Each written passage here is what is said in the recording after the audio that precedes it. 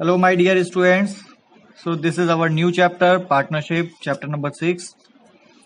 And we will understand in this chapter so many topics regarding the partnership, like definition, features, how we can form a partnership, registration of partnership, types of partner, right obligation, dissolution of firm, merits, demerits, and after that, we will compare it by the sole proprietorship.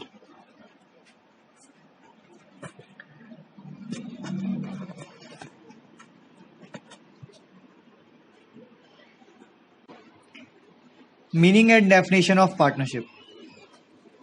A partnership is a voluntary association of two or more persons who agree to carry on some business jointly and share its profit and losses. They combine their funds and skills to carry on business together. Some popular definition of partnership are as follows, given in your book. The most important definition of partnership is the relationship between persons who have agreed to share profits of a business carried on by all or any of them acting for all. By Partnership Act, Indian Partnership Act 1932. After the study of this definition, we can conclude some features of partnership firm like two or more persons. As you can see in the lines, the partnership require minimum 2%, that means at least 2%, or maximum 20%. And in case of banking business, not more than 10. The second point is agreement. It is an agreement between the persons who agree to share profit of business. It means the partners satisfy all the essential conditions of an agreement which required by the agreement. It must be for lawful business. A partnership can be formed only for the purpose of carrying on a business. An association of persons who jointly own a house without carrying on a business is not partnership. It must be fulfill the condition of business. It means with profit motive, sales or purchase or service on regular basis. Suppose if two persons are a jointly owner of a house property and house property gives rupees 20,000 rupees per month as a rent, but in this situation they cannot treat it as partner because all the condition of partnerships are not fulfilled. Okay. However, in this example, they both share profit. But the most important element of the partnership is mutual agency. It means the business run by all the partners or any one of them on behalf of the others. Each partner is liable for act performed by other partner on behalf of the firm. There is a mutual relationship between the partners. Every partner is a principal of other and agent as well. The sixth point is utmost good faith. It means every partner must have good faith in a firm. It means he will not work for any personal benefit. The seventh point is unlimited liability. All the partners are liable for the firm's debt personally. Restriction on transfer of interest. No partner can transfer his share in the partnership without the prior consent of all other partners. Joint ownership and control. A partnership is owned and controlled jointly by all the partners, and it has separate entity from its partner. Now we are going to read and understand about partnership deed. It is the basis of formation of partnership firm. It is a document containing the terms and conditions of a partnership. It is an agreement in writing signed by all the partners, duly stamped and registered. It defines the rights, duties and obligations of partners and governs relations among them in the conduct of business affairs of the firm. However, the deed may be in writing or in oral also. The main and important clauses are given here, like name of the firm, nature of the firm's business, principal place of business, duration of partnership, name and address of partners, and so on. You can read.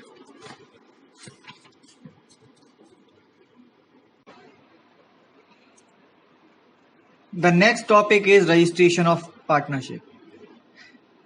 Registration of partnership firm is not compulsory under law. But if you want to enjoy some special right and privileges of the partnership firm according to the Act, then you must take a registration. Procedure for registration. In order to get a partnership firm registered, an application in the prescribed form must be filed with the registrar of firms. The application should contain the following information: the name of the firm, principal place of the firm, name of other places where the firm's business is carried on, name in full and permanent address of partners, the date on which each partner joined the firm, and duration of partnership. Consequences of non-registration. An unregistered partnership firm suffers from the following limitation. Okay, previously I have told you that there is no need to register a firm. However, the firm can enjoy some privileges and rights by the way of registration, and these consequences of non-registrations are: it cannot enforce its claim against a third party in court of law. However, a third party can sue on the partnership firm at any time. If a partnership firm want to sue on a third party, first it must be registered itself.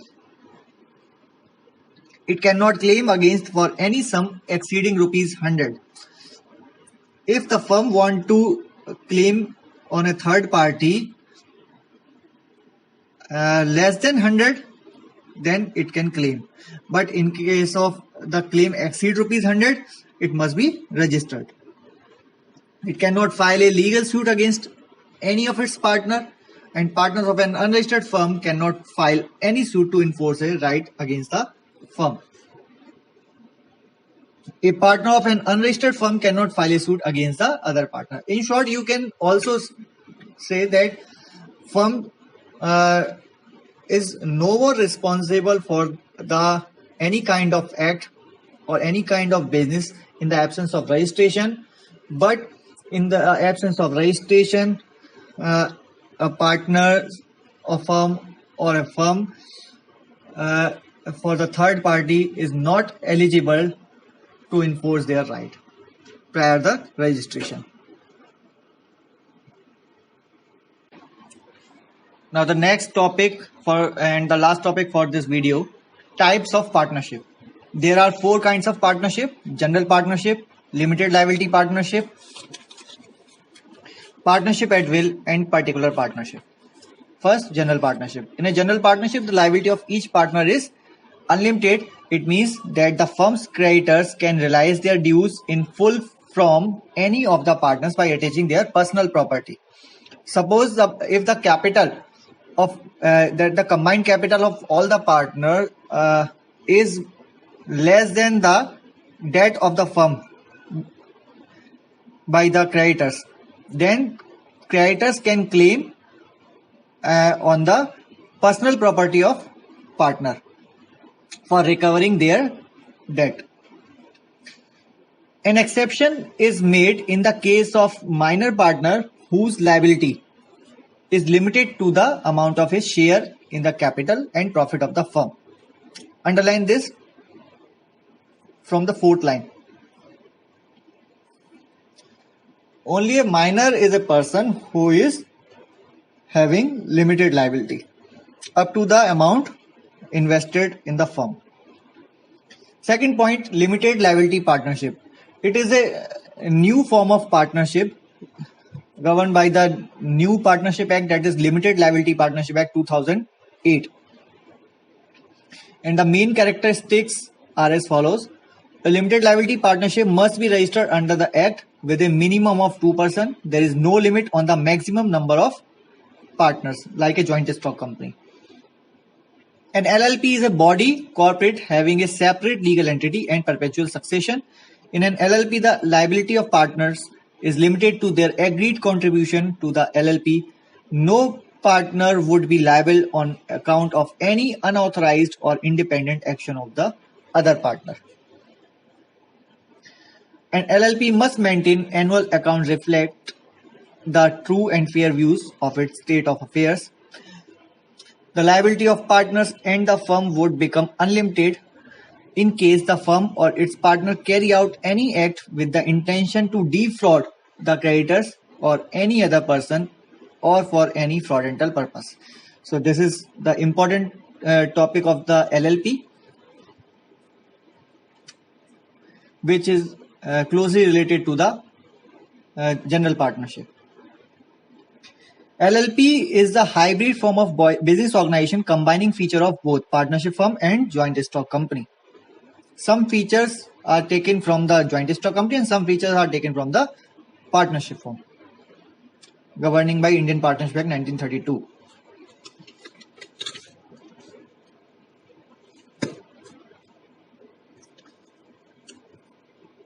The third point, partnership at will. It is the partnership formed for an indefinite period. Indefinite period means unlimited time. The time period or the purpose of the firm is not mentioned at the time of its formation. At the time of agreement, there is no deed between the partners about the timing of firm. They can dissolve the firm, wind up the firm at any time after giving a circular notice of dissolution.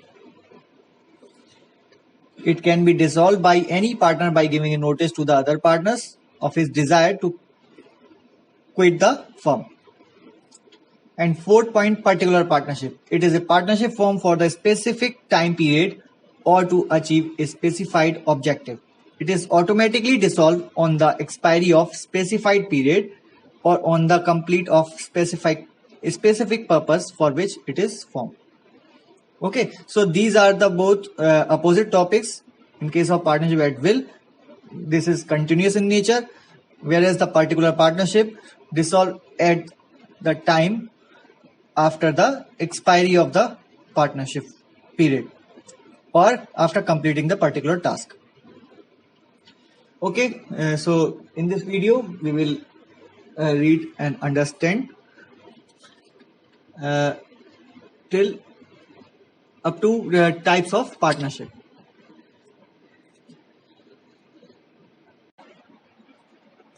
Hello my dear students, so this is our new chapter, partnership, chapter number 6, and